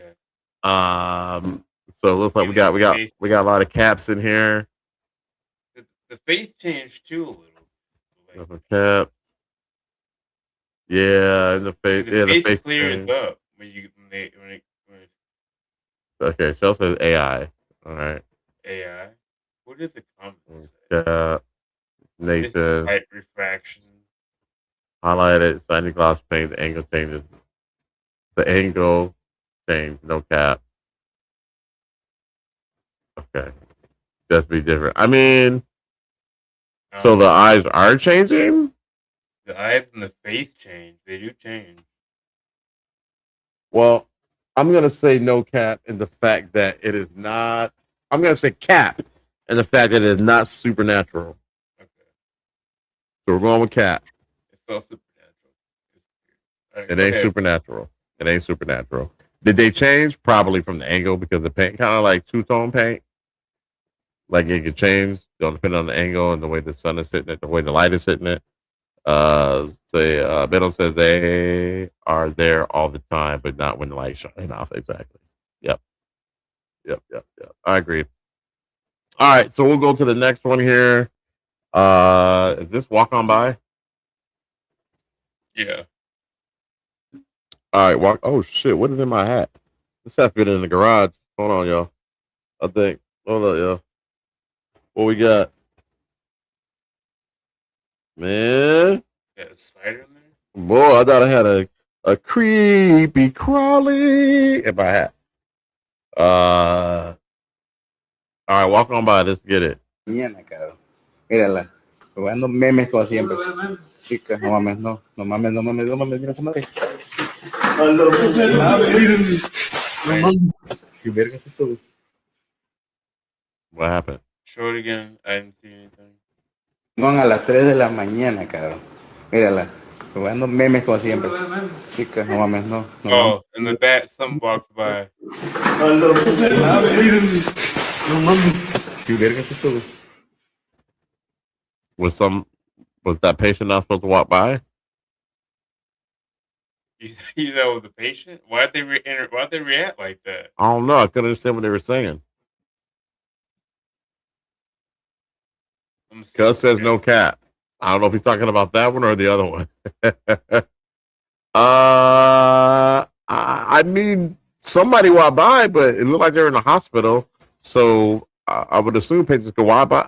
But there was did you see the other thing that kind of came in the hallway after that? Like it's like a shadow, a big blob type thing. I don't know. Did you see that? No. They reacted scared, seemed legit, possible, no cap. Yeah, I couldn't understand what they were saying, so I don't know what the protocol was there. Okay, that was weird. A person walked by, but there was something else moving the opposite way after. A dark image lower to the ground. Yeah, that's what I saw. Yeah. That's the thing on the ground. So maybe that's what we're talking about. But they reacted before the thing on the ground came around, right? Like they were already jumping up and moving. So I don't know. So I'm gonna have to say now, that thing that walks by is too short. I don't know what the hell that is. That's too short. And then it oh yeah, it does come back around. Yeah, it slides by. Right. Slides by after. Yeah. So I don't know what that is. They reacted before that, but I don't know. And the reaction they react to that sliding thing. Whatever that thing is. I don't know what that is. So we're gonna have to go on with the we're gonna have to go with the no cap. I'm trying to dissect it to make it make sense, but it's not making sense. So yeah, we'll go no cap. All right, you got the next one? Next one is called Running. Running. All right.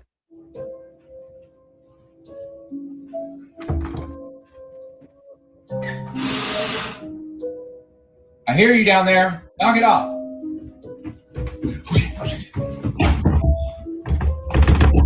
Stop! Stop it!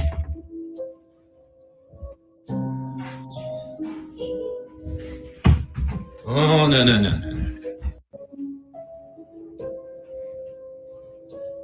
Cat.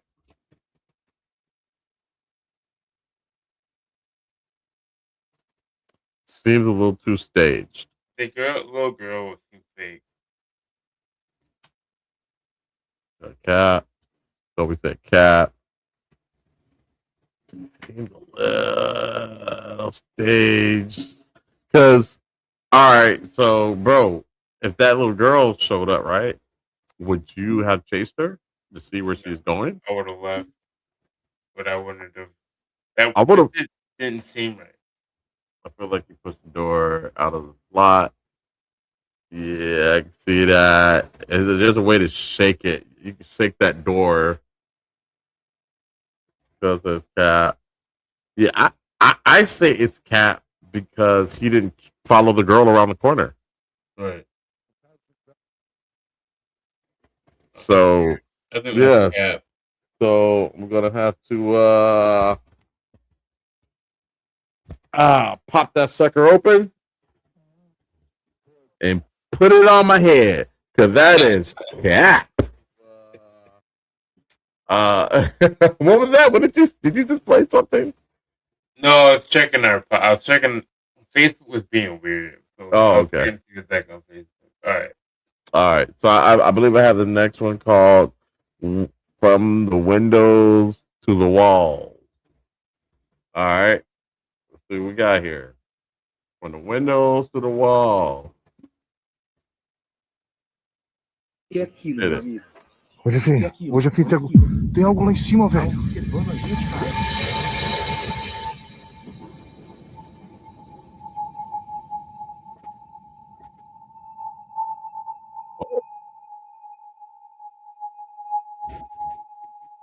Hell no. Olha lá, tem alguém lá, velho. Mano, olha isso, velho. Mano, o que é isso, velho?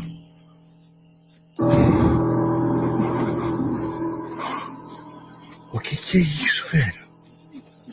Ô, mano, calma, cara. E se for alguém vivo... You're walking towards it? No, I'm cool. Mano, que foi isso que aconteceu aqui, velho? Tinha alguém lá em cima, mano.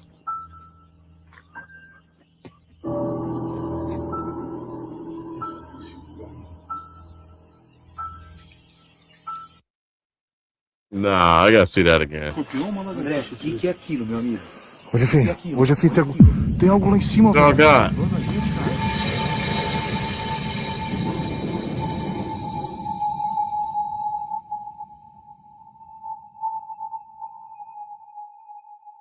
I don't understand. I don't see the shape of his face. Right. Oh, it moved away too.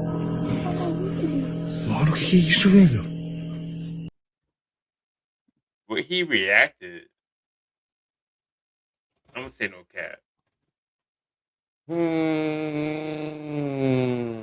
I didn't like it. I didn't like it. I'm not saying I didn't like the video. I didn't like what happened. Oh. The situation. I couldn't figure out what his face is supposed to look like. And why would the body in the window that angle? It's almost like somebody was holding up like a picture and then pulled it down once the light got on it. The show said cap because I don't know what the hell is happening. Laugh my ass off. Because there's Capper. All right. Yeah. I don't know. So I'm gonna say no cap. Okay. Because it looked creepy. It looked creepy as hell to me. All right. Next one I got is called "That Is Not a Friend." That is not a friend. All right.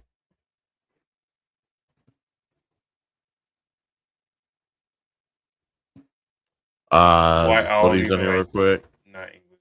Very strange. Yeah, the stuff was very strange. The friend. No cap. Yeah, I'm with you. No cap. Let's see what we got here.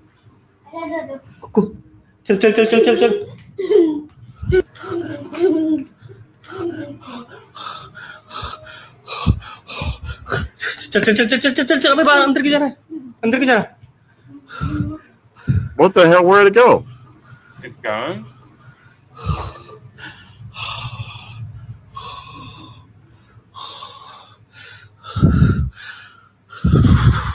Where'd it go?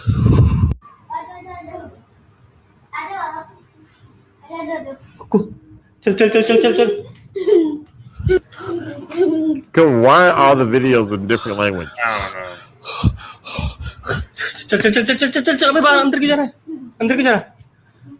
Gone. I mean, I was sure what they were saying. Chat saying no cap. I'm gonna say no cap too. Yeah, that's pretty wild. That's creepy AF. I think you can stage it. I really do. I think you can say that. But he panned the camera back so fast. It could be editing. Get out of there ASAP. No cap. It could be editing. Cuz says cap. All right. That's fair. I think you're going with the editing thing, cuz. I'm going to say it is no cap. Let's go. No cap. That is freaky. Okay. That is freaky. What you got, bro? I said no cap. No cap. All right, cuz you're the odd man out. Ain't nothing wrong with that. It's okay to be different. Dare to be different. Where's that from, Kobe? I don't know. Transformers the movie. Weird Al Yankovic. Wait. No. Okay. I think it is. Maybe. I don't know. I can't remember. Anyways. The next one, the last one is called Eyes. So let's check this out. Di rumah nih. I don't miss it at all. Ada suara. Apa tadi? Oh. Astagfirullahaladzim. Kuntilanak. Wih. Kuntilanak. Kabur. Ih, kenapa nih kameranya langsung ngeblur? La Allah wala quwwata. They're all not in English. All of them.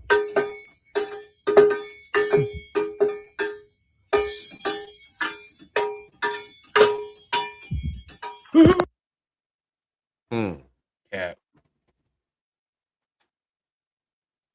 Big cap. Too easy.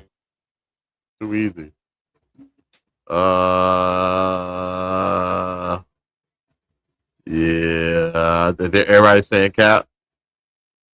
Yeah. Everybody saying cap, man. Yeah, I think it's cap. It's no. I can't. No. We're gonna put on the old Timberwolves hat. That is cap. Big cap. That is cap. I ruined this Timberwolves hat. Oh, can't be real. Yeah, they all can't be real. We got, if they were all real, what would be the fun of cap or no cap? So, but yeah, guys, that'll do it. That's the show. Show's over. Hey, we appreciate everybody who joined. The chat was lit tonight. Thank you so much, cuz. Thank you for the video, the suggestion. It wasn't even a suggestion. You just told me about the video, and I was like, yeah, I got to put that in the show. Yeah, so that was a good one. So thank you for sharing that with us, man. It got us, back into our old school men of letters, man. So thanks so much. And guys, man, it is Memorial Day weekend. It's a Saturday for most of you folks, like we said earlier today. So make sure you have a good time. Give it to people. Eat, drink, be merry. I will be on the road tomorrow, early in the morning. Kobe, you gonna be out in your yard again? Yeah. It's supposed to rain. Hopefully, it doesn't rain. Okay. All right. Cool. Yeah, I think we're getting a little rain here. Hey, yeah. Hey, appreciate. God bless the good eye, Russell Simmons' voice. If you guys don't know that, that's from Def Jam. Def Comedy Jam. I think Def Poet Jam too. They had two ones. Yeah, thank you, we appreciate it, man. Thank you so much, man. It's always a pleasure being here with y'all. So on our way out, Kobe always has some wise words to say, bro. What you got for him this week? Don't whistle at night. Don't whistle in the woods. And honor your ancestors, man. All that, and then some. And with that, y'all, we out of here. Peace.